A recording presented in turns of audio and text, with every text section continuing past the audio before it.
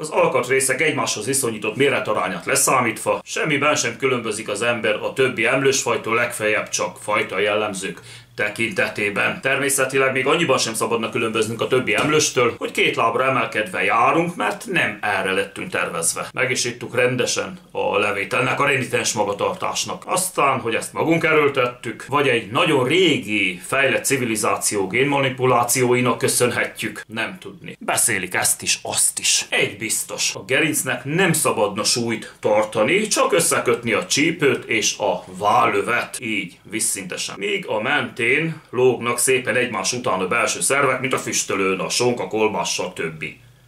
Vízszintesen. Ennek ellenére két lábra emelkedtünk, a belső szervek egymás alá fölé kerültek, a belek beleültek a medencébe, így pedig nem csak hogy sérvesedik a gerincoszlop, de a medencébe nehezedő belek által akadályoztatva van a lábak és a végbél környékének, végbél tájékának a vénás keringése. Ennek hozadéka a gerincbetegségek, a vízszértágulatos lábak és az aranyérbetegség. Ez utóbbinak az elnevezésével kapcsolatban jó pár teória született már, de talán a leghihetőbb a következő kettő. Az egyik, hogy mivel meglehetősen intim területnek minősül az ember végbélnyílása, így az azt kínzó egészségügyi problémákat ugyanúgy rejtegette a viselője, bármelyik történelmi korszakban, mint a fösvény ember az aranyat. A másik, hogy az 1300-as, 1400-as évek képzett orvosai olyan méregdrágán dolgoztak, praktizáltak, hogy azt csak a leggazdagabb réteg tudta megfizetni. Mivel a szaktudásuk főleg az életmentőnek titulált érvágásból állt, gyakran helyettesítették őket